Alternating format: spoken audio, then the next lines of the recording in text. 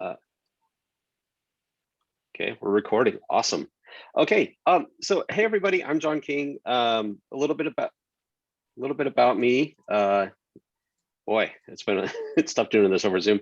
I'm a principal field architect here at Imply. I've been here for a little over 2 years now. I previously come from the data engineering side. I was part of the Hadoop initiative early in the days. I think I started in like late 2008, something like that. So back when Doug Cutting was still giving us tarballs nightly of changes and things like that before it actually became an Apache project. From there, I went on to working on Hive, and eventually came to Druid. One, because it seemed like the next evolution of big data platforms, and two, I just got tired of waiting for all my Hive queries to finish. So I really got into the analytics scene, things like that. I've had the opportunity to help write a couple of books, O'Reilly books. One was Operationalizing the Data Lake in the Cloud. I wrote that with a good friend of mine. And then back in 2012, I had an opportunity to help contribute to the Programming Hive book with Ed Capriello and Dean Walpler and Jason Ruthland.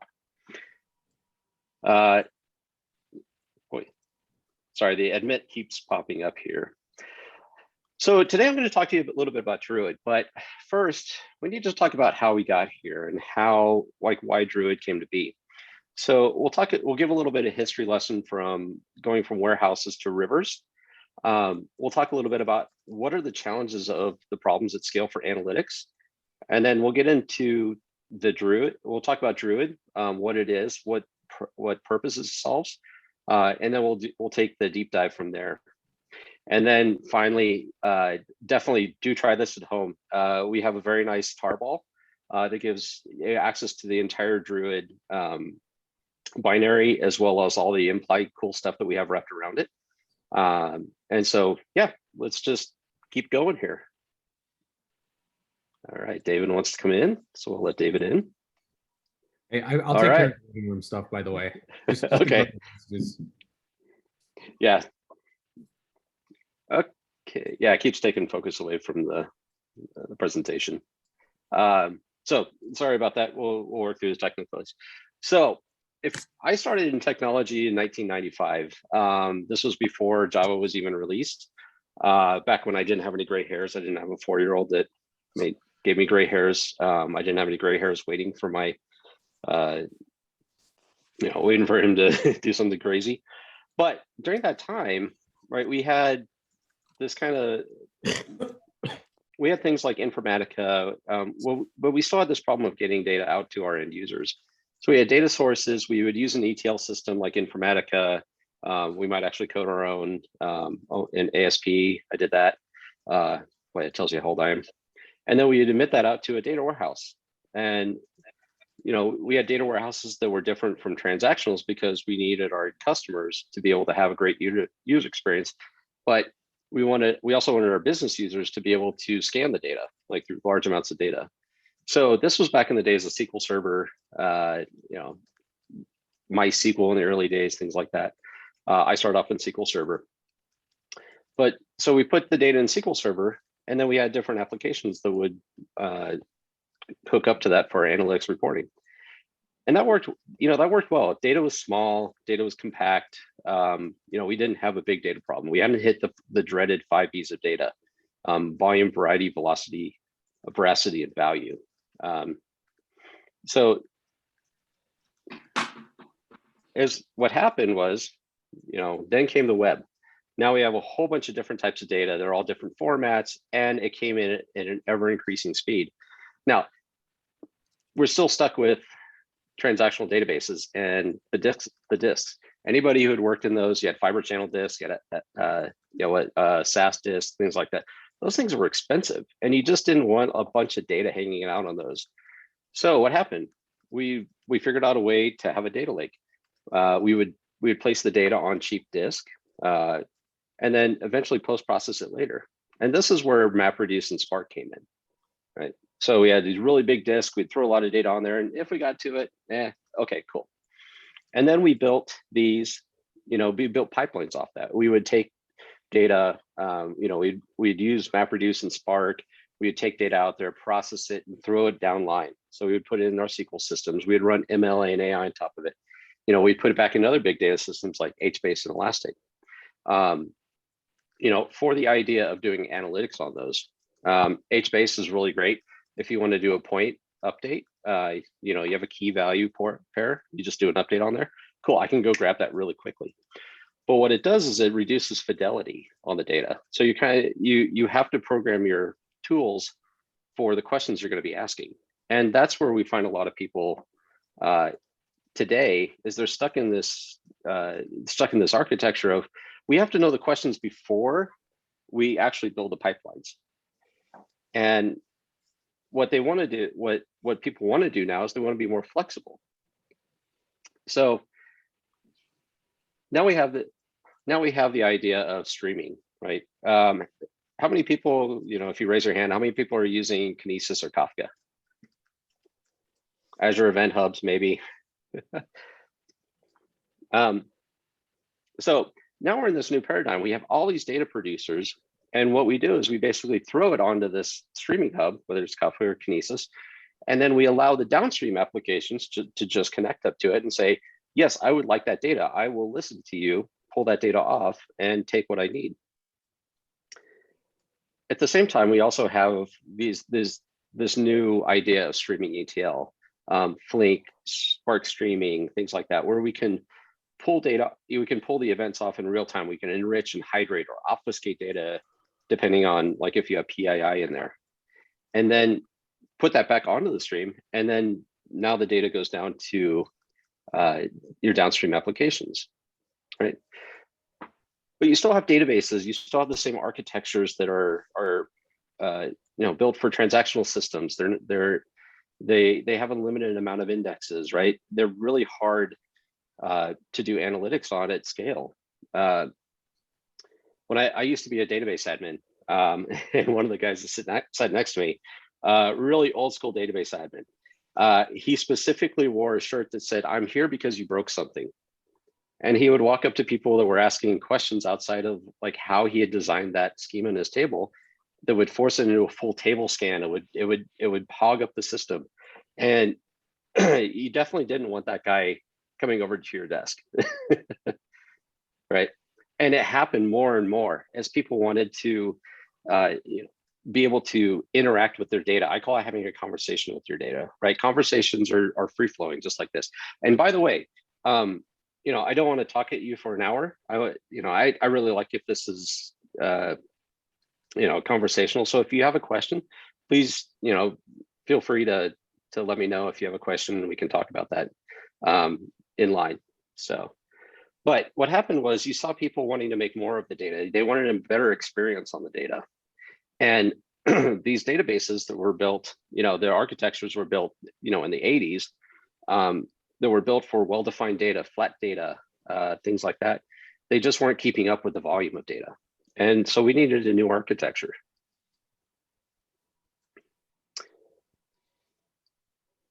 And so this really brought up 4 key areas. Slice and dice for data big data streams is a problem. Table scans are a problem. Joins are a problem. Their data structures are a problem. Interactive exploration, like this all leads to people not being able to get to their data and find the value in their data. Current reports and dashboards, they're great at telling you what the state of something is. It's not good at ad hoc data, like free-form ad hoc conversational data. And I don't know about you, but I'm a human. I'm kind of greedy. If somebody says, "Hey, how fresh would you like your data?" I'm like, now. I want it right now. I want to know what's going on right now. So people, before Hadoop, right? People, you couldn't get to your data. Hadoop came out. Oh, I could get my data, but you have to wait for it. And people are like, well, I can get to my data. Okay, that's great. I can wait. I can wait a few hours for it. But as we wanted to have more conversation with our data, people wanted their data faster. And it became more important for businesses to understand what their business was doing right now, like software deployments, product deployments, things like that. Product wants to know what's going on with that. How are my sales doing? Do I have a problem on the system? Are my sales down?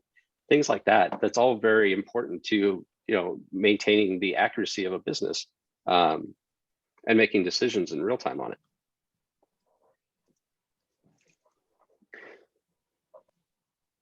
So going down a little bit, so now we'll start a little bit in the deep dive. So what are the actual challenges? We talked about what the user challenges. What's the technical challenges?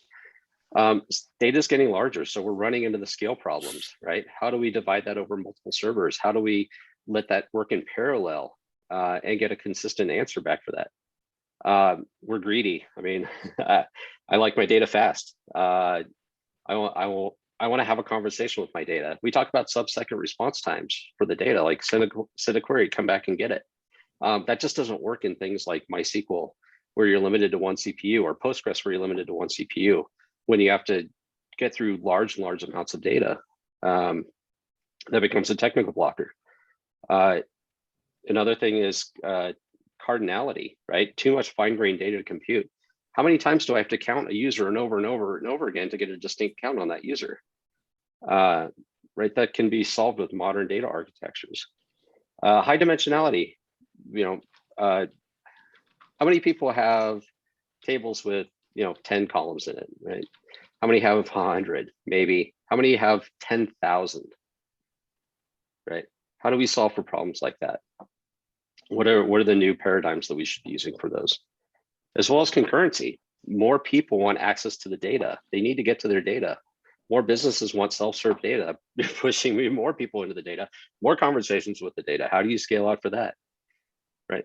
And then also this freshness, right? How do we connect up with these modern data architectures? And transmission methods? How do we load from streams? How do we mix batch as well, right? It's all a very hard challenge. All right, dating myself here, like I love Bruce Lee. So now we're going to enter the Druid. Now we're going to start in the deep dive. And when you submit a project to Apache, you have to give a designation of it, like a description of what it is. And it can't be like, oh, it's the best database ever, right? It has to be descriptive. It has to be functional. So what we came up with for Druid was a high performance analytics data store for event-driven data. Now there's a lot to read into that. So let me break it down. And this is why we chose this. And this starts to get into what the heart of what Druid is. It's a low query latency, high ingest rate data store.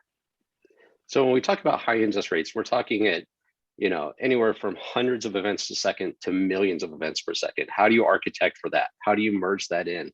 And how do you make that available in real time? So as soon as that's merged in, like 50 milliseconds after the system has read it, it's available for querying. How do you do that? One of the questions we get at Druid is, oh, cool, like it's this big scalable system. How do I go update how do I put my users in there? How do I update their passwords? Druid is not a transactional system. It's an analytic system. So it shares a lot of architectures with analytic system.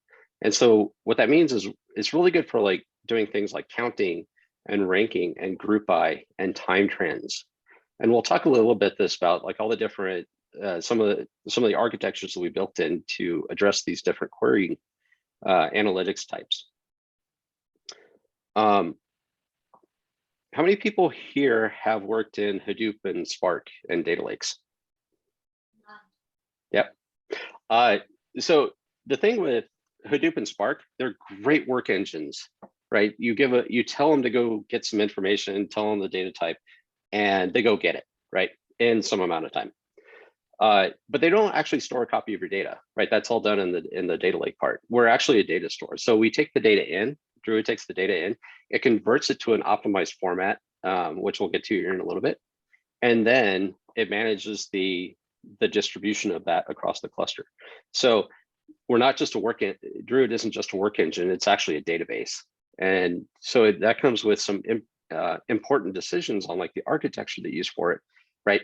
SSD drives, don't use slow drives. Make sure you have good CPUs, RAM, like everything that you would do for MySQL. Think of that. Think of Druid is like that, but scaled out.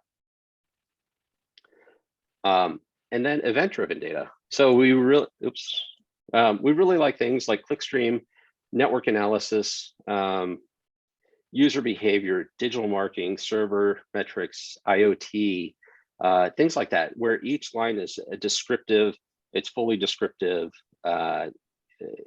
things like that. That's really where Druid works well. Let me pause here. Any questions?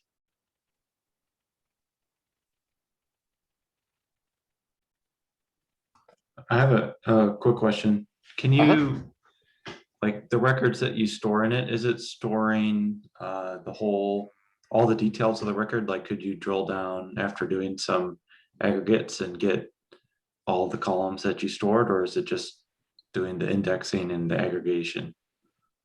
No, you can actually go down and it will reconstruct the row out of the column-oriented segment. Yep, so you can actually go, I could go find an exact row if I wanted to. The difference is, and we'll get to this in a little bit, that the data is immutable, so that one of the things that we have to give up for the speed is the ability to update that data. So that's why I say it's not really a transactional system. But you can go down and you can get the individual row and all the data that's defined by that row. Cool, thanks. Mm-hmm. So Druid does compute and storage all in one, basically, right? Yep. We take everything together. So we do a lot of cool things, and I'll show you some of the neat things that we've done with that. Okay. But yeah, Druid does. I've taken ownership of it. I say we, but Druid does. It connects up to the data stream. It reads it. It does all of the fun stuff that makes it really super fun, super fast and hyper optimized. And then it does store it in its own system and manage it itself. And does like Druid sit over like multiple VMs, like connected with like specific roles per VM or something like that? Yeah, exactly. So, and I'll get to that here in just a second. So we have a microservice architecture, and there are lots of different, just like Hadoop, there's different processes that manage different parts of the system. Yeah. So if I understand this correctly, you have a clickstream of data. You come in and you have each event in the data store. So I clicked on this page and then I clicked over to this other page. Mm-hmm. Those are like two records. You wouldn't say, okay, Matt was here, and then update that record. Then he was here and here. Nope. There are two unique events inside the data store. Yep. So we could, and they're each assigned by time. So we're bound by the space of laws of space and time. So so they would each have in the idea of clickstream, they would have a timestamp. So you could order those and say, and Matt did this here, and Matt did this here, and Matt did this here. You can get those out of order though, and it would still be okay as long as you had the time, right? Yep, exactly. Yeah. Any other questions on here? Just a quick question. I guess, so, the way you describe it, it sounds very, very similar to, let's say, like, almost like Microsoft All App, SSAS kind of solution. Mm-hmm. Is there like, I don't know if it's early on for this question, but can you define, like, how is this different? Like, why would I use Druid as opposed to like traditional kind of all app, or or even hybrid all app, where some of the data is materialized like what you're talking about with Druid, and some of it is queried relationally until it settles, for example? Yeah. So one, we don't actually do any like materialized views, and we're built in such a way that we're not afraid to do table scans. It's been a long time since I worked in Microsoft. But hopefully, as I go through this, hopefully it'll become more evident, and we can round up at the end. Okay. Yeah. All right. Thank you. All right. Let's get the folks back on here. Okay. Cool. So, long story short, what do these modern architectures look like? I work on the West Coast here, so we have a lot of customers and clients that we work with. That now have gone full force into the streaming hub architecture. right? So they're throwing everything onto these the streaming hub. They have the stream processors like Flink or Kafka or things like that, which are doing enrichment or hydration, and then it's continually loading what they call the analytics database. And this is where Druid lives, right? We're not an ETL system. Druid is more like last mile analytics. So the data has already been prepared. It's been put on the stream hub or in a file system, and then Druid will pull it in from there. And then what that does is, like you said earlier, it merges the storage and the aggregation, the serving layers into one system, and that can be accessed through SQL, through another application. So here at Imply, we have a self-service application called Pivot, which is drag and drop. I'll show you a GIF of that a little bit later. But you could also use something like Superset or Looker, or you can design your own application. So we see a lot of React applications. We see a lot of customized applications that are interfacing with this. The one thing that's not in here is there is a NoSQL interface. So if you want to programmatically not have to deal with SQL, you can use that interface as well.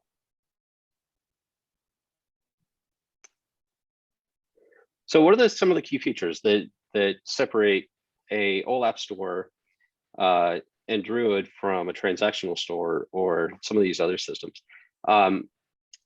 We changed the data from row oriented to column oriented, and we'll take a deep dive into that here in a second. It can many times concurrency is a problem for systems. It's hard for them to scale out. It's hard for them to scale out as new users are added onto the system.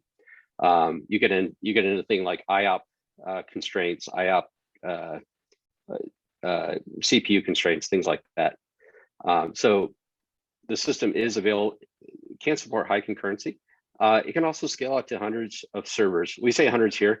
There are quite a few clusters that are running on the order of 4,000 to 5,000 servers. So Netflix is one of them. So if you're on Netflix and their applications, they're fanatic about your experience on their applications. They're looking for any bad experience. They're looking for latency, things like that. That's all going into their Druid cluster. And if you look out on the web, we just had a meetup with them, I think a couple of weeks ago. Really great meetup, and they talk a lot about that.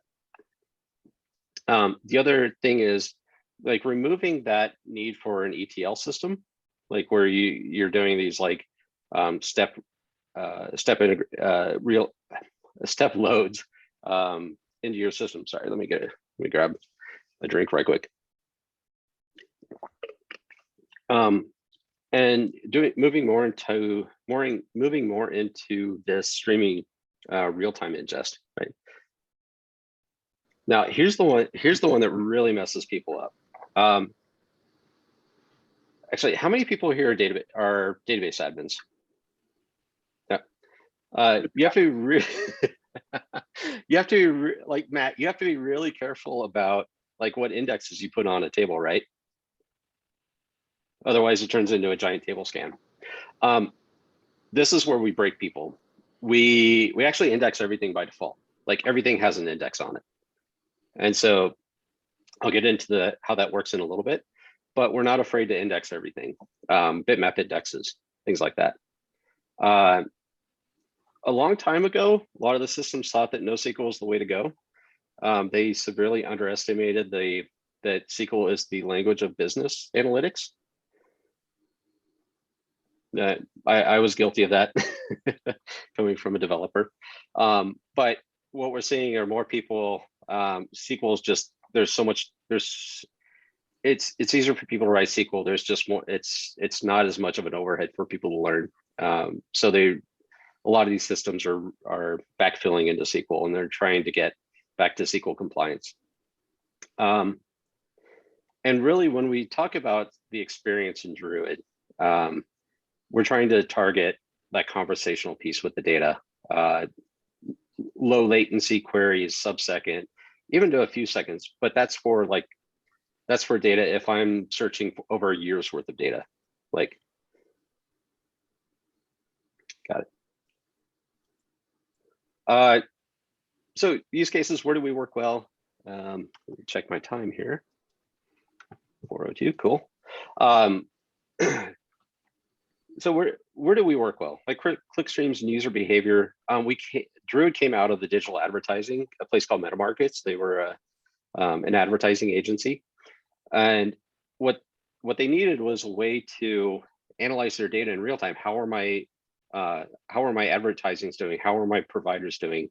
Like that was important to them. Every minute of latency cost them money. So they wanted something that was really fast. They got data in really fast, but could also egress the data out. So fast in, fast out. APM, that's another thing that we see a lot. People want to know, how's my application doing? How's my release doing? Things like that. Network. Anybody here network admin or deal with IPFix or NetFlows? I didn't think much. I didn't think for this group, but network flows, things like that. That's really important.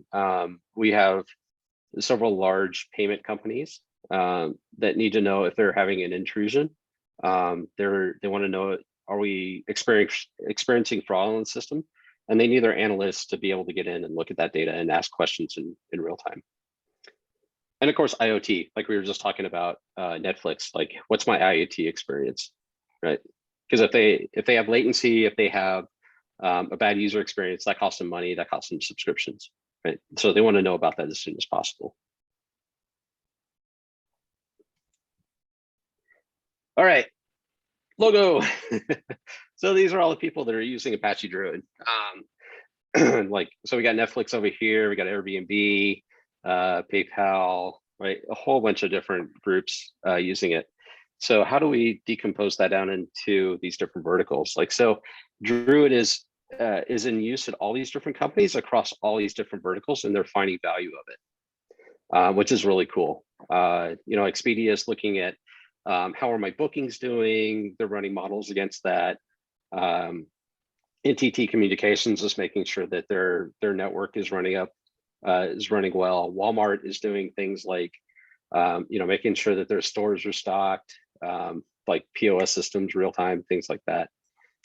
Really, really cool.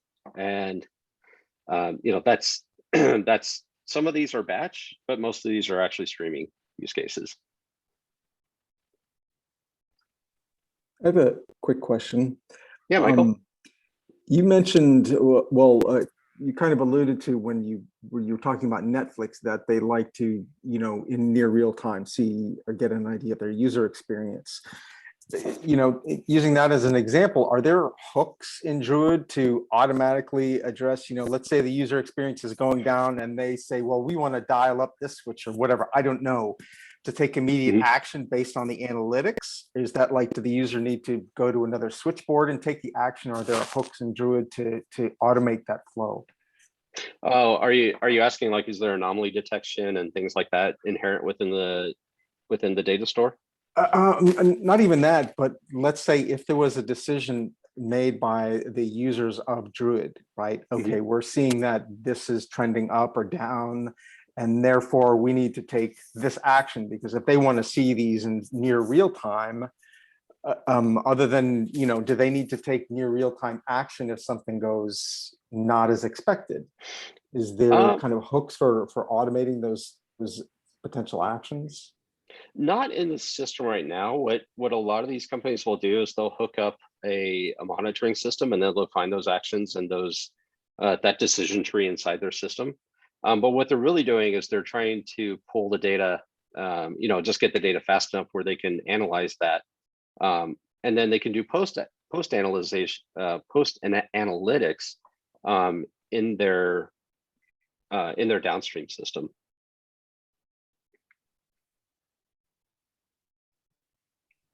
Does that make sense? Yeah, absolutely it does. I'm just, you know, I've never been in one of the seats having to view analytics in near real time to make a decision. So I kind of was wondering, well, you know, in this cockpit, what are they doing if they see something going wrong, right? That's kind of what I alluded to. So thank you. Yeah, I think it's different for each company. I mean, I don't know that I've really worked with two companies that were exactly the same. So everybody has different policies and procedures on, if they find fraud, what happens? That gets escalated. Do we find a network intrusion? That gets escalated differently than, it has different analytics and different escalation paths than, a financial or something like that. So, and that's probably why it doesn't exist in the system yet, is because it's such a bespoke response to the data that it's hard to build something that's like that can cover those different use cases. Yeah. Yep. So we put it upstream. Like, okay, we'll put Druid as the engine. It can crush through data really fast and get you the data, but you have to make the decision downstream. Yeah. Now, there's a lot of talk about having something like that, like anomaly detection integrated into the system, things like that. And while it's something that the community would like to get to, it's a really hard problem to solve. Yeah. Thank you. Hey, I had a question. So like Yeah. most of these companies that they're using Apache Druid, so how do they actually handle the operational part of it? Because when I was reading online, like I was looking at for certain factors of Imply, and there it increases the operational ease with respect to securities and deployment in like public cloud, as well as making the clustering approach, right? So if companies were to use like Apache Druid for a small scale deployment, it's fine. But once it goes to production, like there's some operational overhead with respect to the scale, right? So like how is the support for that going to be if they're purely planning to just use the open source and not leverage any offerings from Imply? I think it really depends on the efficiency of your deployment, of your DevOps and deployments and management teams. Like Netflix, they use OSS. They have a multi-thousand node cluster, and they built all the tooling behind that.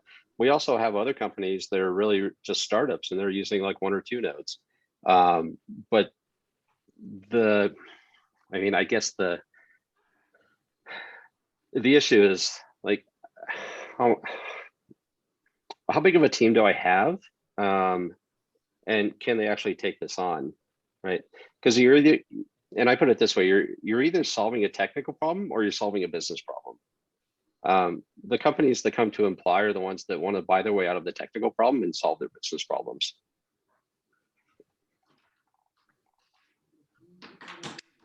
Does that help without getting too salesy? Yeah, like I'm just trying to focus more on the technical aspect. Like, is there anything that we will run into, like if you have like a big enough team that we can manage the open source Druid if we decide to deploy it in production, right? Oh, especially in public cloud, or like anything that Yeah. you would think that may not probably work, because we can potentially be a few releases behind the Imply version. But if you are fine with that and we plan to leverage the open source thing, like from the technical perspective, like what challenges would you see? Oh, yeah. So a couple of challenges, like let's talk about public cloud here for a second. One thing is making sure that your cluster is divided across multiple AZs, so that if an AZ goes down, your cluster will you can use auto-scaling groups to make sure that your cluster is distributed across different AZs. If one AZ goes down, the ASG will then rebuild the nodes in the other cluster, or in the other available AZs. Just good architecture. Make sure that you're using load balancers in front of your brokers and the right services. Make sure that you have your correct subnets defined. And above all, the biggest thing we run into, or that I run into, is make sure that you use attached disk like NVMEs, right? It's a database, and I kind of alluded to this earlier, is you want fast disks, you want them right next to the CPU, and give it plenty, give it enough RAM. So treat it like a database. So use things like the i3s, the M5Ds. I forget what the other ones are. Those are the two that I use most of the time. Okay. Can you speak a bit more on like the EBS storage volume and the connecting using the S3, or will you be getting into that a bit later on in your talk? Oh yeah, no, we'll get to that here in just a second. But okay.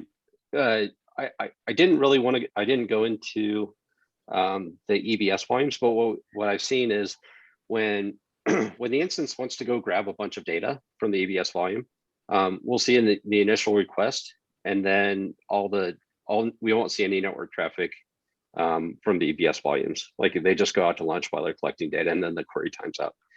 We don't see that when the disks are directly attached to the PCI Express bus. So I would say if you're going to try that, definitely definitely run your test against it. Okay. Okay. I see. Okay. Thank you. All right. So not to toot our own horn, but this is actually from Yahoo. So they have a gigantic database Druid instance, and they gave us this nice little clip that says like we have billions and millions of events, so we can scan them in under a second. Yeah. So really cool to see that come from somebody like Yahoo. All right, so let's get into the deep dive.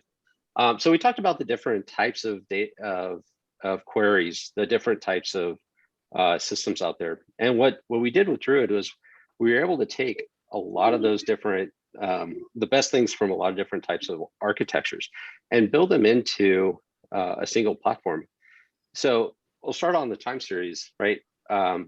We work well with clickstream data, anything that has time in it. So we group the rows by time. So we're kind of a time series database. We don't have like the real, not strictly time series. We also take a lot from the OLAP systems, right? Column oriented. We have 3 different types of, Druid has 3 different types of queries. Top in. So if I'm just aggregating by one dimension, I can use a top in really, really fast. Group by, if I'm grouping by more than one column, that'll automatically go to a group by. And we've done a lot with vectorization, hashing, result sets, things like that to make those really fast. And then finally, going back over with time series queries, like I just want to build a graph of what my time is doing, what this metric is doing over time. So we use a time series for that. We also, when Druid brings in data, we also create things that are similar to inverted indexes. So anybody work with Elasticsearch? I love Elasticsearch. Elasticsearch is awesome. So you know that they convert things to inverted indexes. We also go a couple of steps ahead. So we actually do dictionary encoding. So we're not storing strings over and over and over again. We will dictionary encode the value and give it an ID and store the ID. So help shrink data way, way down. And then on top of that, we also create bitmap indexes. And I'll tell you why that's important here in just a little bit. All right, how it works. I told you there's a few pieces to make this work. So there's really the overlord, the coordinator, the indexers, which are listening to the different streams or the files to bring data in. We talked about the real-time index. That's where the real-time index is. We have the historicals. When the real-time index has exceeded a size or a time, it gets handed off to the historicals, and the historicals are the ones that stores that long tail of data. So they're responsible for the bulk of the query, the bulk of the management. We have what are called brokers. So I don't want to design a system that has to know, like, I just want to send a query into my system and let the system figure out where the data sits on the system. That's what the broker does. The broker basically says, cool, I have this query. You want this data. It lives here, here, here. Like, so fan out, go get the data, bring it back, collate it, and return it to the end user. And then finally, we have deep storage. So I had talked about having NVMEs on the local system. That would be the historical systems here. Deep storage is a copy of the system. So think of that as like disaster recovery. You could lose, one thing I don't have in here is MySQL. And that's where the metadata gets stored about like where the segments are, different metrics about those, things like that. You can turn down all of the compute as long as you have a copy of your metastore and your deep storage. We can rebuild the cluster. So pretty cool. Like disaster recovery is automatically built in there. John, one question here on. Yeah, Rupesh. Hey, until any segments are returned to deep storage, and let's say if indexer or historical node goes down, what happens to that data? Good question. So the indexers are constantly, so let me skip forward one slide, and then this goes through kind of what the different processes are. So let me come back to that here in just a second. Sure. So the coordinators are responsible for managing the segments across the system. So that tells the segment, it's telling the historicals which segments to load. It manages where the real-time indexes are on the indexers. The broker nodes, like I said, are responsible for routing the queries. The historicals are responsible for a majority of the data, the long tail data. The overlord nodes, these are what's responsible for the indexing and bringing the data in real time. And Rupesh, what you were asking was, what happens if that real-time index goes down? Well, the indexer that's sitting just below that is actually doing the work. It's doing the work. It's saying, okay, I'm bringing it in. And in Kafka and Kinesis, they implemented what are called offsets. So it's constantly updating the overlord, like what the offsets are, like what was my last reported offset. If that goes down, the overlord says, you're dead. It will, if there was only one indexer running, it will spin up a new indexer, and it will tell the indexer to start at the last offset before it was committed to disk.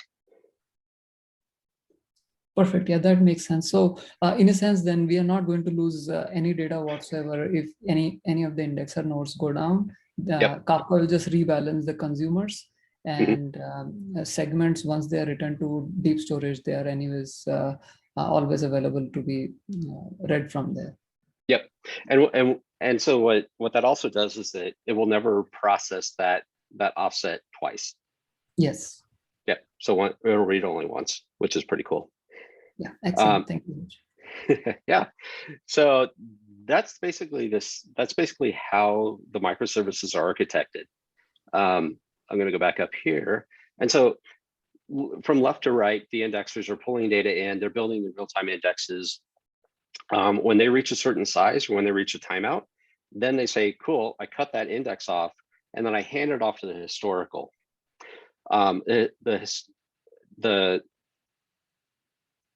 It creates a segment file, and then it tells the historical to go like segment file. But the indexer will still continue to serve that real-time index until the file gets built. So that it's not like it cuts the file off and then you lose visibility into that data. There's very strong guarantees across that.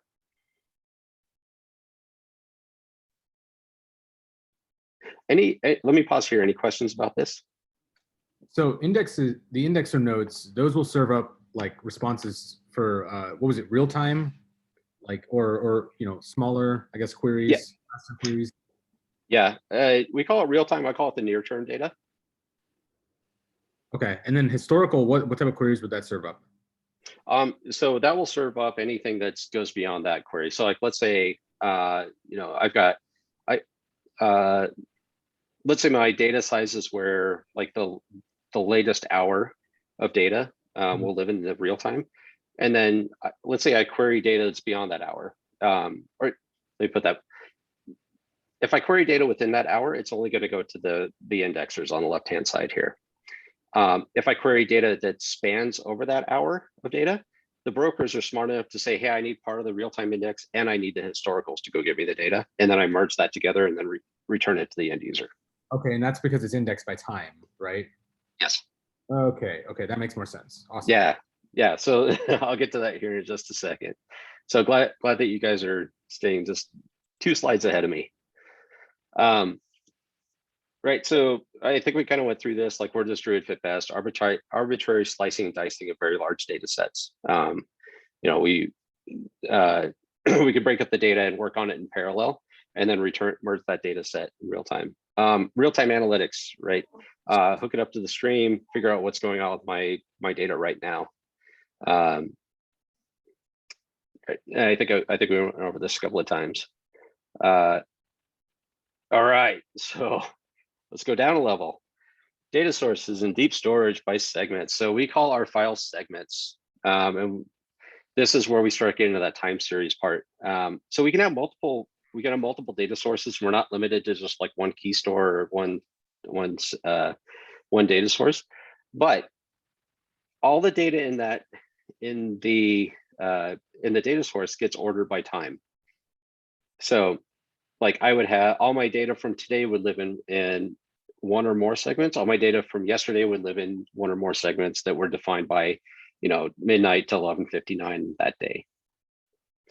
And not all the data we have best practices about how big these files should be, and you can see it on the bottom right hand side is we like them to be about a 700 megs to 1 gig, and that's because if it gets smaller than that, it takes more time to pull that off disk than for us to read it, than for Druid to read it. So we want the CPUs working on the data as opposed to waiting for either network transfer speed or pulling data off the disk and into the CPU. What determines your segment sizes? How many rows you have in there, and like how many dimensions you have. So if you have a really narrow table, you could have 50 million rows in there. If you have a really wide table, you could have several 500,000 rows. So it's really just about how narrow or wide your data is. Okay, so it's based on like the user's data model, basically, right? Yes. Yep. Okay. What happens when segment sizes are larger than a gig? They start to degrade because one, memory isn't as efficient. So when we start to see some that are like 2 or 3 gigs, that starts to get us concerned. So we really like to see it that 700 to a gig size. Cool. Yeah. So any questions on this? I had a question regarding this, like the segment Deborah? size, ideally it's 700 to 1 GB. So that's based on the size, right? Like once it reaches a certain size, then it will flush to the historical, right? Yes. So is there an option of also supporting like time-based? For example, like Druid, I was reading it does support like high cardinality data, but is there any problem if there is a very high, like there's a very large cardinality, which can lead to like very big segment sizes in a very short span of time, kind of like hotspotting or something? And something, is there like any protection or any issues that you foresee, or is just for that query it will be slow and the rest of the system behaves fine? So one way that we can let's see. So one way that we can combat hotspotting is upstream is to partition the data stream and just round robin the data across the data stream. Where we do see a lot of hotspotting is where people have this very deterministic placement of, I have a customer, they're 50% of my data and they send it through one partition on the stream, right? And that gets all put into the, in the same file. So there are ways to like kind of spread the data out more across those. But a lot of that happens upstream. We do have the ability to partition the data by values. So we can partition it by a dimension or a group by dimensions hashing that way. And we call that segment filtering. So if I were to go in and say, I have a multi-tenant system and I have different customers on that system. But my customer is only looking at their data. Typically what we'll do is we'll partition the data by that and and then Druid will do segment pruning on that. It will basically throw out all the segments that don't have that data in it.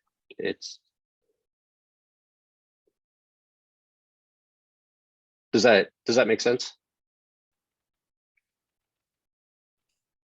So do the maintainers of the Druid cluster need to define the rules as to what segments needs to be thrown away, or how does Druid determine like it needs to throw away these segments? Well, it doesn't really throw them away. It just says, hey, you don't need to query these segments because we know that the data's not in there. That all happens internally, and you set that up through your ingestion spec. Okay. Yeah. By the way, I understood it's more on the query side, right? Like when you query based upon how many rows needs to be queried and what columns needs to be queried in your SQL like syntax, it can like filter out the rows, right? But you still need to write those high cardinality data, right? That part is not avoided, right? Oh yeah, you do need to write that data. But that's kind of that leads into my next screen here, which is something more interesting that we've done. So essentially what we've done is the idea to is to encode the data and make it into a dictionary. And so you can see I've got a row-based table over here on the left-hand side. It's got everything you would expect to see. What we do is we'll take that column, we'll convert it to a dictionary. So we'll take all the individual values and give them an ID, and then we'll convert that to a column-oriented store. And we'll say, for every row there, this is what we'll see for, Ben Hop here, right? In the page column, we see him at rows 1, 2, and 3, but we don't. And then we'll see Andre at 4, 5, so on and so forth, right? So we can order the data in the column-oriented format. Okay. So that keeps Druid and the system from storing these text strings over and over and over again, and that's all part of the segment file. So now we're starting to talk about how we build the segment files. So pretty standard, dictionary encoding and then column-oriented coding here. And then of course these, yeah. So you have to do you specify the encoding per column? Or because some columns aren't compressible very well. Yeah, you can turn off encoding if you want to, but very rarely do I have to touch that. But there is within the ingest spec, you can say create bitmap true or false, or or how do I want these stored? Do I want them stored as a sorted array or things like that? So yeah, you do have control over that. Okay. Yeah.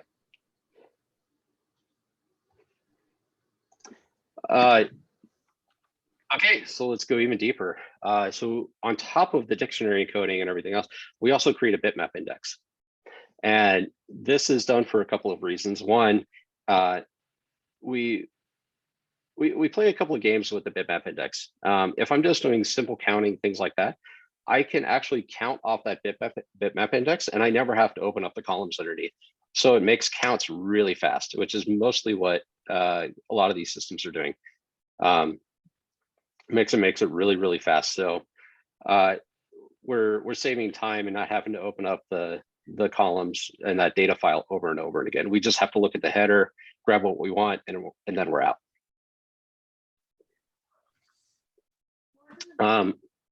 It's also good because then we can also use operators on this. So I don't have to just look at one value. I can say, hey, I like Justin Bieber or Kesha, right? And it's going to go through in the back end and say, okay, what's my overlap there? And then do the count off that. Or I can do an exclusive. I can do inclusive, and then I can do other things like overlaps, like the, is my language English? Is my country California? So any questions about that? I don't see any null values. How does it handle null values? No values get converted to zeros. Oh. So there's a couple of different ways you can store it as null, or you can convert it to a zero. That's configurable. All right. Yeah. I don't see any complex columns, or how does it handle something like a map or something like that, or is that not something that you should store in Druid? So we don't handle complex columns like that just yet. We've been talking about how to do that internally, and then release it. Think about how we can get the engines to do that. Things like that. That's really where a system will slow down. Things like joins, distributed hash joins, like that gets everybody. Like how do I join two fact tables together, right? Those are physics problems that we have to solve. Do all the columns have to exist? I guess when you're ingesting it, they all, what can you say? I'm just going to put a timestamp and language in the city. Yep. So yeah, that's actually one thing is the columns don't have to exist. So what Druid will do is it will get an aggregate of all the columns. And if that column doesn't exist in the file, it'll just null fill it. So schema evolutions get really, really easy. So that makes, darn it, that's one thing I didn't include here, but I'll talk about it anyway. So that's what allows flexibility for upstream developers. So like, let's say they roll out a new code, they add some values into the stream, right? That gets picked up automatically and merged in. Like you don't have to worry about getting that in downstream. Well, that's not gets around my map problem because users don't know what they want. So if I have to explicitly ETL in columns in a map, then they go, oh well, I need this thing we added last week. I need to have in because I added to the map, and I don't need to to change the schema, but you need to add it into Druid. So okay, well, as of this date, it will show up, right? Yes. Yeah, if it's a top level key value store, or if you provided like a path and JSON pathing down to it, it'll work. It's similar to like lateral view explode inside of Hive. We're still trying to figure out how that works and the best way to solve that. But yeah, complex columns are being talked about, and we're trying to get it on the radar. It'd be really nice. Yeah, especially totally. fast. Yeah, some of the is some of the complex column issue, at least when it's known at ingest time, solved by flatten specs? Because like if you know it's coming in as like a certain type of map, right, you can explode it in the ingest spec. You can. Arrays of objects are where things start to go a little sideways on that. Because then, right, because then you have to explode, like, how do we explode an array of objects down? Do we explode them out, or do we explode them vertical? Right, sure. Yeah. So we've had a lot of good discussions about this one. So stay tuned for it. Can you talk about some of the joins that are not supported natively by Druid and may need to be handled by the application code per se? Yeah. So broadcast joins on small tables, and small tables, like small dimension tables, like less than, the document says 100,000, I say a million. Those are fine. The problem with joins is they happen inside heap. So if you broadcast those out, they get stored in heap, and you could very easily run into GC issues. But they do work, and it's something that we released last year. Things like fact-to-fact joins, these big, large distributed hash joins, those are problematic for any system. A follow-up question on that. Are there any service protection mechanisms? Let's say we provide this as a service to a bunch of users, and if users end up creating some expensive joins, they may impact the service health. Are there any protections built in for that?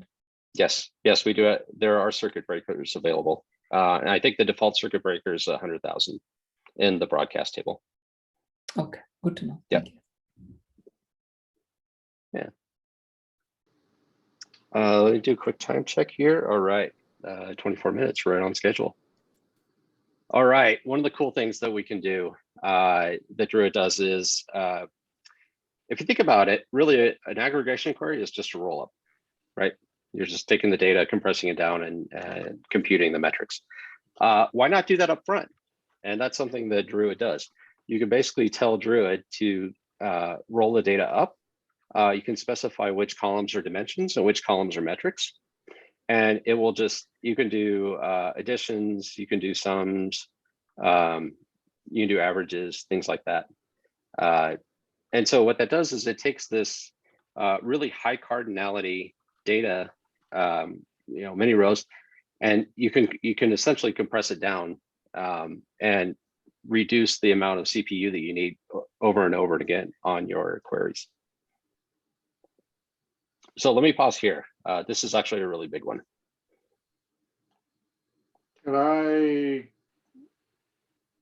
These aren't hard coded, right? So I can create my own aggregates that I care about. So I want a 2-week rolling,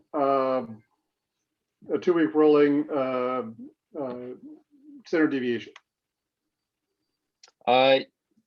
So that would be more at query time. What it's doing is basically, think of it as like a hash map, and it's just taking the keys, and then it's just adding whatever values are coming into the metrics. At query time, you can do more like your standard deviation and more of your analytics at that point. So this is really just a way to compress the data down, so you're not storing, full fidelity, but you can also specify, is it second level, minute level, 15-minute level, to a point where I can compress that data down, but I'm not reducing I am reducing the fidelity of my data, but not to the point where I can't make decisions off that. So it's more of a compression idea. Okay. Yep. So if I wanted to do more complex aggregations, this is not the place to do it. This is just a built-in way of doing the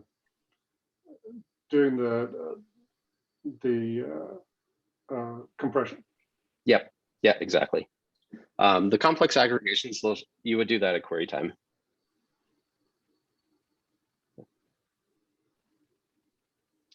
Any other questions about this? Really simple, but really powerful. Like if you think about network telemetry, where things are coming at a really high flow analytics, coming at a high clip, right? I don't need full fidelity on those. I just need to know like what happened in the last minute, so I can look for, is somebody scarfing up a bunch of bandwidth? Did I have a interface drop off or something like that? I have a quick. I'll let you go first. Go ahead. Thanks. I hope my question is quick. How is it a common use case to use rollups for things like recency, like something like I want the most recent action taken by a specific user, or that kind of thing? Yeah. Yes, that's boy, you guys are wait, you guys are exposing all the stuff I didn't add in here. Yes, you can do things like that. It's called the latest. So what it does is it will keep it will take the latest value of whatever you're looking for. So if I'm a user and I want to say what's the last page I visited, you can use the latest function for that. Cool, thank you. Mm-hmm. My question on rollup was, is there any mechanism that will automatically roll up after a given amount of time has passed? Like we want our fidelity on this time window, but after a week, we only care about day fidelity, just automatically roll it up for us. Yes, and those are called compactions. And what you can specify are compactions, and you can specify after a week, like you said, a week. The value at 1 hour fidelity, change that to 6 hour fidelity or something like that. And it will go back and reprocess that data and compact it down. Excellent, thank you. Mm-hmm. This may be a technical question. Suppose one of my columns is sensitive. Is that built into Druid where I can say this is a sensitive column, only store it as a hash or only store it as a encrypted value, but still have access to all of these metrics? I think that comes down to how you want to look at that. do you just need a count on that value, or do you need to go get all the rows responding to that value? You need to get all the rows responding to that value. So you would do that upstream and hash that upstream. You could do that. There's also a transformation in the ingest spec. So you could use something like an MD5 hash and just hash that as well. Yeah, but you don't get the compression or anything if you don't do that, right? You get some of it, but not. Yeah, you would get some of it. So I think it again, that comes down to like the use case. Okay. Yeah, it depends on the cardinality. Like if I have 7 billion users on the system, like Facebook, or if I have 2 users, right? You're going to get different compression on those, like the different cardinality. So well, the thing is, if it's built in, then it can be based on user access, saying, okay, this person can access this and this person cannot. And have control about the database, versus have some external application have to do that. Yeah, most of that's on the external applications right now to deal with. Okay. Yep. All right. So we made it through rollups. How many people are aware of approximations? Sketches, anything like that? So Druid can use approximations. One of the things with analytics is there are a lot of times where I don't have to have perfect counts on things. I just need to get close enough. A certain degree of error is acceptable to make a decision. And so this is where sketches and rollups are best friends. So as we're compressing that data, let's say and Matt, this is where I asked that question, like, do I just need to count how many of those IDs there are, or do I need to actually go and get each one of those? If I only need to count how many IDs there are, I can use a sketch. And so long story short, think of this like an array that just has a bunch of values in it. If it sees it, if it's not in the array, it's gonna insert it. If it's already in the array, it's just gonna ignore it. So this works well for things like how many users visited a page, how many of my users did a certain thing. I don't need to know exactly what users did what. So we can use a sketch to do different things like store the unique values. We can do funnel analysis. So we can use it to say, I can build 2 sketches of different user groups and see how many of them overlap. I can do intersections. I can do differentials and things like that. And what it does is, again, I don't have to store this data over and over and again. And all I have to do are simple counts on it. Makes it really, really powerful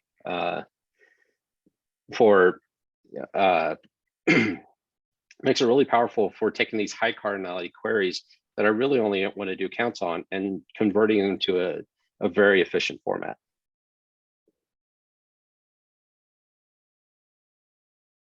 So let me pause here. Any questions on that? And yeah, sorry. Oh yeah, go ahead.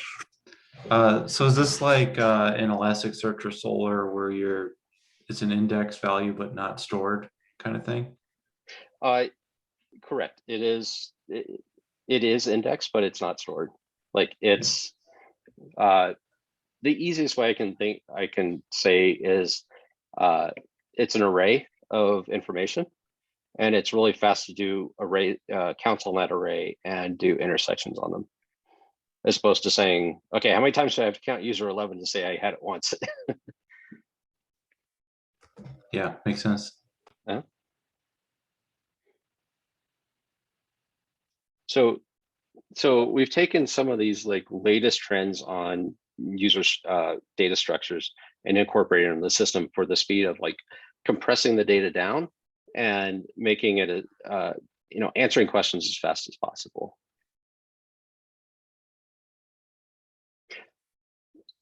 The only problem with that is you can't actually unless you decode the sketch, you can't get to the individual values.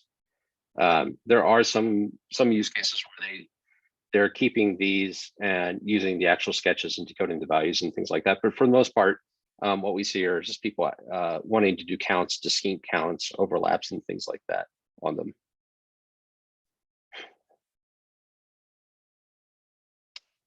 And the great thing about this is you can do this at query time, but you can also build them at ingestion time.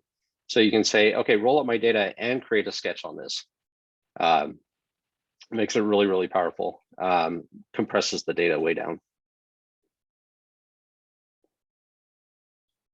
And let me pause here. Any questions? No? Okay. All right. So we have a few different types of sketches. How many people here have seen Hyperlog Log or used it? HLL sketches. It's been around long, long time. So naturally, that's the first one that Druid came out with. Yahoo put a lot of time and energy into data sketches, and this is where Theta and Quantiles, and then we'll talk about a little bit about sketch errors here in a second. But so what are when you're designing a data schema, like what type of sketches do we want to use? Hyperlogs, really great for count distincts. Think of it as like unique arrays, unique sorted arrays.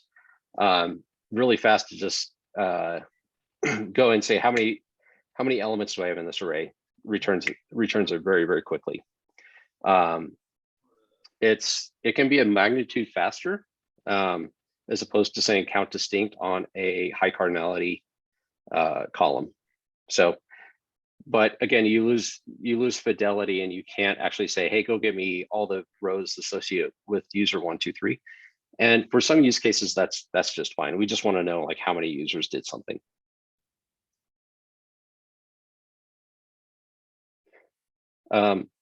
One thing that you do give up is perfect results.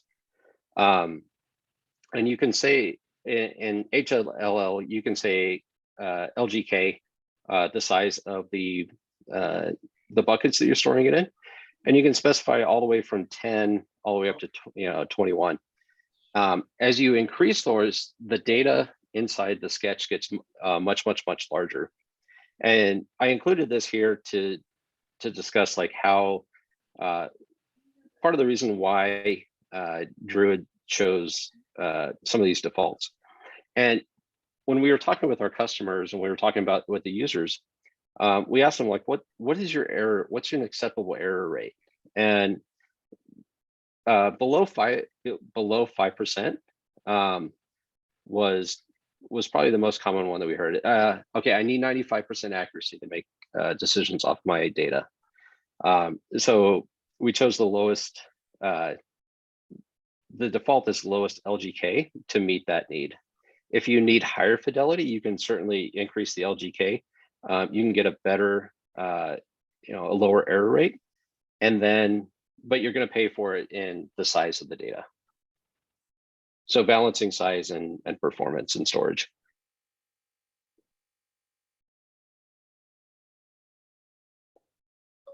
Any questions about that?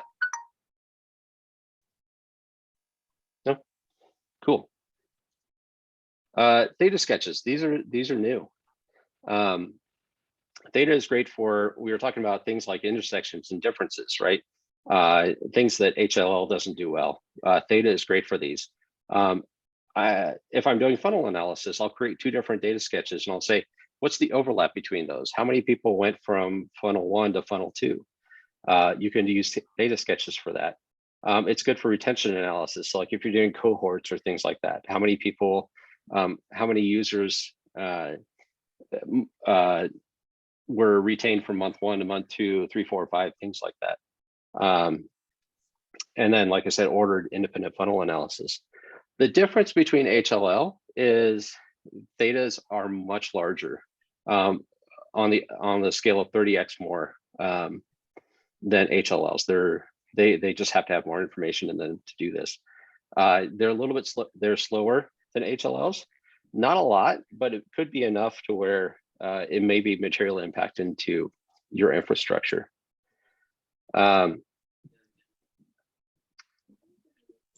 Sorry, moving that around a little bit. So most of the time, if you're just doing simple counts, you're not using infrastructure, intersections and things like that, HLL is perfect.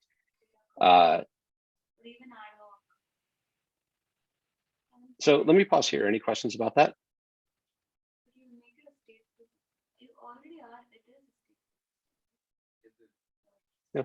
And that last bullet there is some more talking about the the error sets on derived tables, things like that, and it gives a couple of examples on how to use the Theta sketch intersect.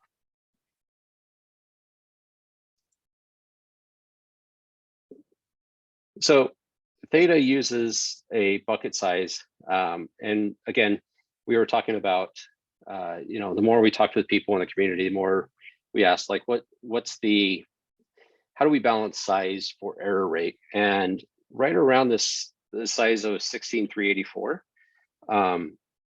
yielded us about a 2.5% error rate, and that's where people felt most comfortable. So that's where Druid set the default.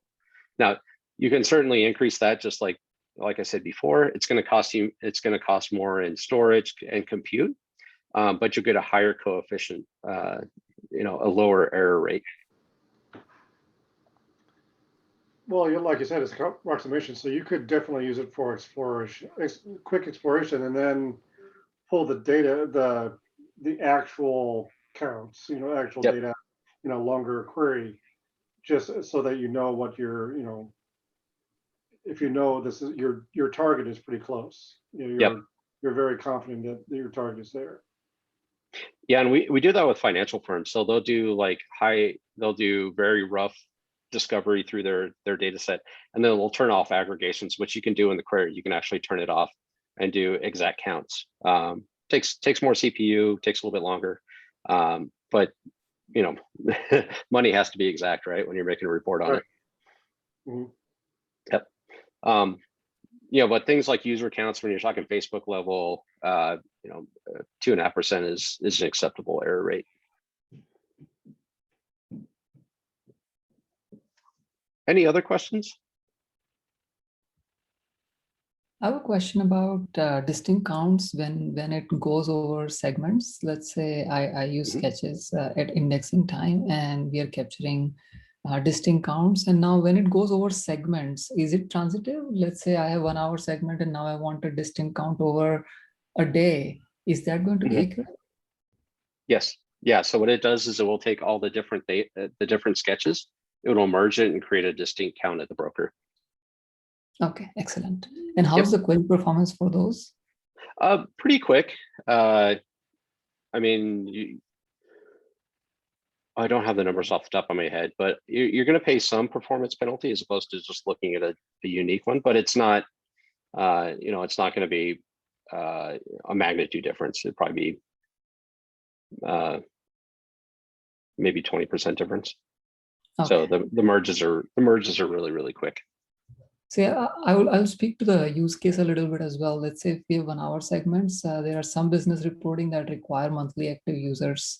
And if we have that level of data in our Druid cluster, then the expectation is that the query can take long. But if the result is accurate, it's still in seconds, then it's pretty good. Yeah. So like Matt was talking about, that you can do rough cuts, and we do have customers and users that will do that initial, like, hey, here's my daily active users, and then do a final, like, full precise cut at the end of the month. Sounds good. Thank you. Yeah. All right. Quantiles. So quantiles are super cool. With this, you can actually go to the next level. You can do approximate medians. You can do percentile. So we do a lot of things like 98th percentile, things like that here. You can do ranks, and you can do histograms. So this is really neat for doing that, like, next level of analysis that you don't have to program in. How many people here use quantiles or deciles or percentiles fairly often? Rupesh, cool. So so the sketches do help with a lot of offloading a lot of the grunt work for repetitive and high cardinality queries. Let's see. Yeah. And again, going back here, like I included this because you guys are going to get this deck. it's good to reference it back because it took me a long time to figure out like what this was. So my job is to inform everybody and give you the artifacts in case you actually need them. But we do for Quantiles, RK is 128, and that yields about a 1.725% error rate, which again, going back to the community, that was something that everybody felt was acceptable. Distinct number of users in the last 2 weeks. And then this is just a little bit more about sketch errors. I think we talked about this. You know, they're probabilistic, they're not guarantees. Sketches grow very quickly as you dial up their accuracy. So just a few things to think of when you're modeling your data, but also explaining it to other people as why the trade-off of the benefits versus using them or not using them. I'm a big fan of Aladdin. So, you know, Druid's kind of like the sketches are like the genie gig. You know, really big cosmic powers, they need a living space. So finally, how do we get to the data? Like I alluded to this before. A lot of these big systems are that were built during the time of NoSQL. They're finding that SQL is very important to the end users. So a lot of them are bringing this back into the system. Druid uses the calcite optimizer, or sorry, calcite-based parser. So we use open source on top of open source. You can run SQL via JSON or HTTP, and you can use. We've built in a lot of functions for the approximate lookup ability. Now, if you're on the other side where you want to be able to programmatically do this, you can absolutely do that. You can actually use program the query over JSON. You can send it to a REST API. The results are returned in JSON format, and then you can also specify the different types of queries. So whether it's a top in or group by or select scan, things like that. So covers the user and the application side. So what is the goal? The goal is actually get people in the data. And this is Pivot. This is something we built internally at Imply. And I spent a lot of my time, I spent a lot of my life writing SQL. And one thing that I really like is the ability now for users, a lot of these systems can just do drag and drop. So having a conversation with your data, asking questions of the data and getting responses back in real time, and pivoting and shifting on your data on what you want to be able to query.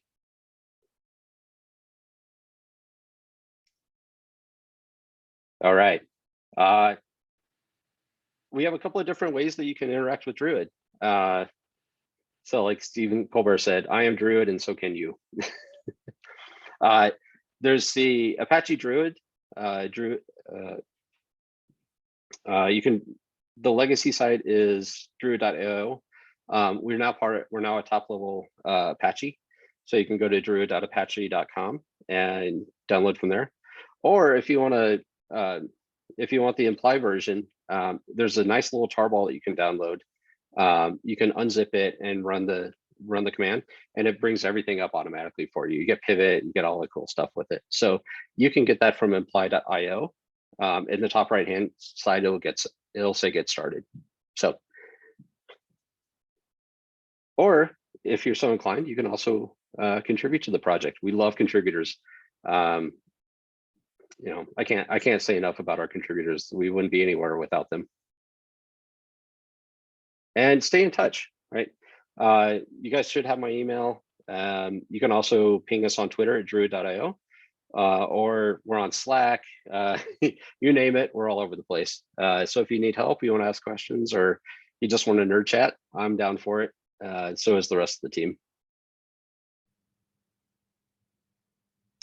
Let's see, how did I actually do? Oh, 1 minute. I'm 1 minute over. No worries. Yeah, this is a great presentation. We'll I'll allow for 10 minutes of questions. I know I scheduled this to go till 7:30. I just realized that all of our events are not consistent at all. So 6:30 my time, 7:30. But yeah, so we'll do 10 minutes of questions and then we'll close out shop. Cool. Yeah, and I'm happy to stick around as long as you guys like. But what questions can I answer? What did I? What would you like to see out of the platform? What maybe something I didn't go over? I have a question. So we talked a lot about what Druid is good at and a lot of features of Druid. What would you say Druid is not good for, or use cases that you should avoid using Druid for? Yeah, so things like people see inverted indexes on there and they're like, oh, you're a search engine, awesome, like I can just put my searches in it, right? That's used more for the dictionary encoding. So we get a lot of things like, oh, you can replace Elasticsearch, right? It's like, well, yes, Elasticsearch does analytics, but it gets cumbersome at scale. Just like, but I wouldn't use Druid as a search engine. I would not use Druid as a transactional engine. So don't expect to like go get a user's ID or something like that. It's just not built for that. It's built for the other side. It's built for the OLAP analytics side.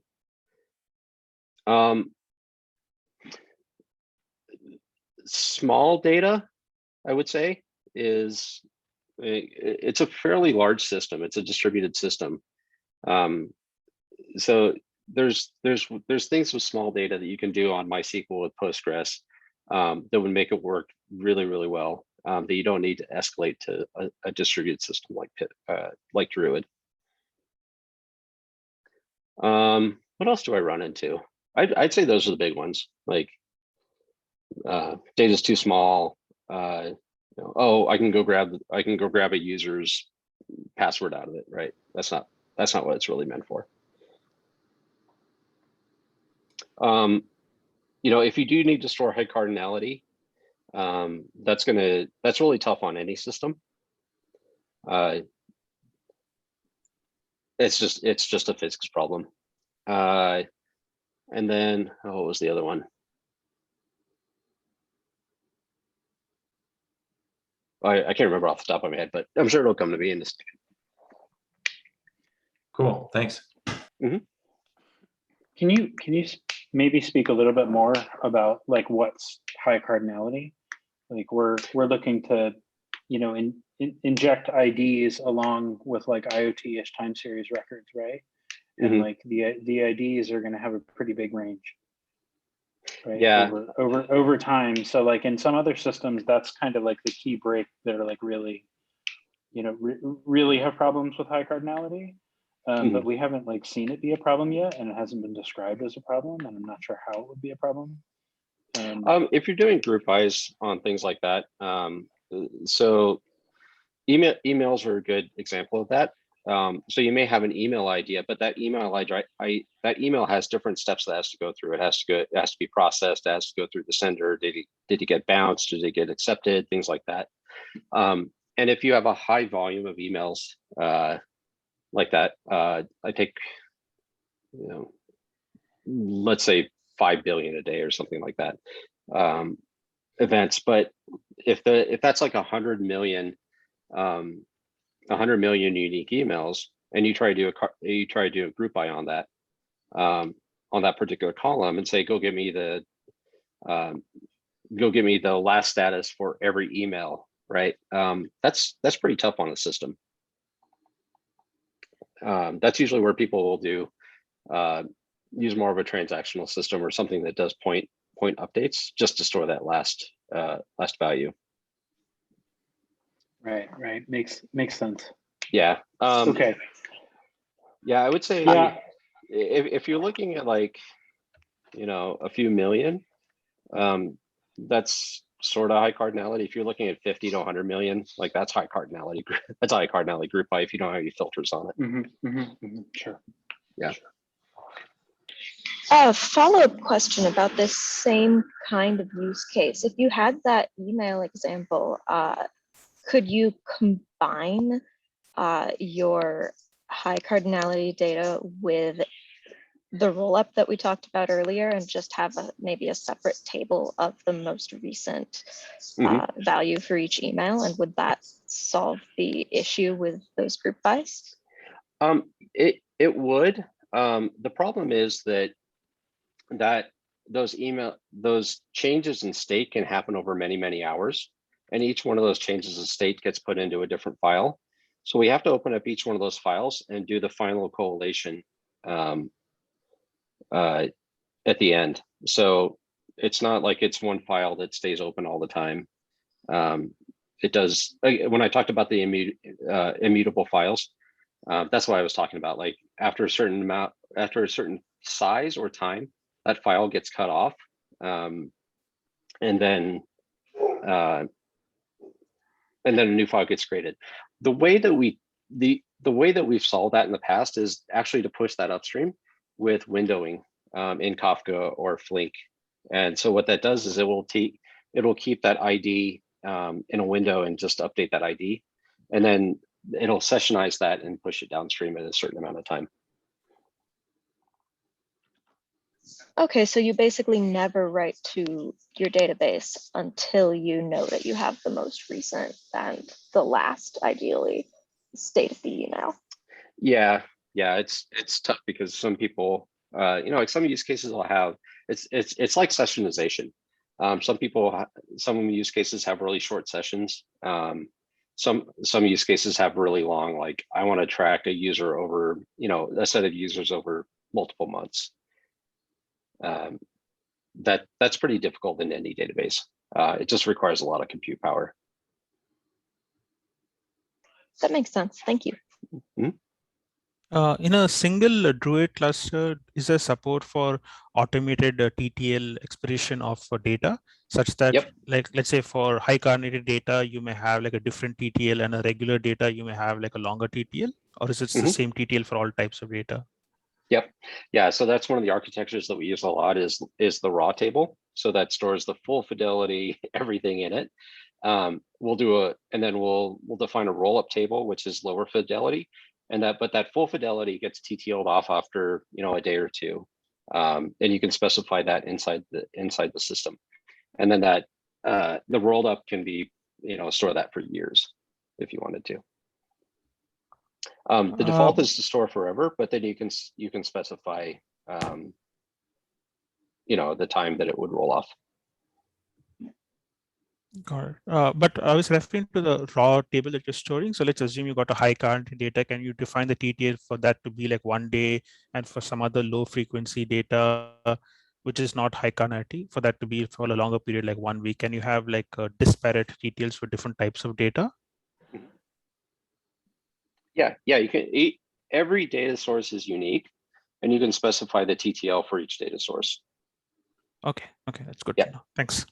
Yeah, so like the full fidelity would be one data source, the rollup would be another data source, and each one of those would have rules on top of that. And you can do complex rules on top of that too. Okay, good to know. Thanks. Yeah. John, could you speak to support for schema registry and schema evolution? I see that Druid can work with the component registry. By the way,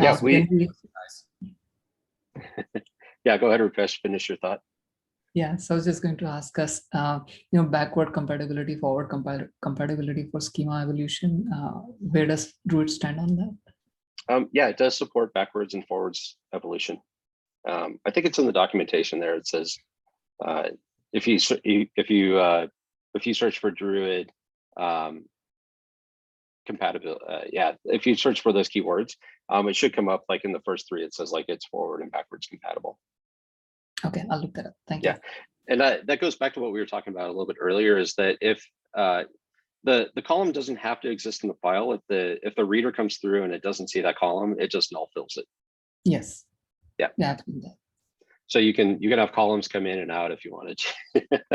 And if you wanted to, we see that quite a bit with A/B testing and things like that. The upstream will push a new column that shows up, and then it's for the next test, it's gone. Makes sense. Thank you.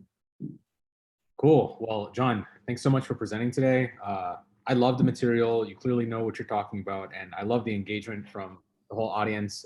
We actually had more people than usual come tonight, so that was really cool to see. I saw a lot of new faces, and I really liked the questions they were asking. I could see that there was a lot of brain power, a lot of cloud thing going on here tonight. So I really like that. So I also dropped our pretty much our communication channels. So we have a LinkedIn group and a Slack.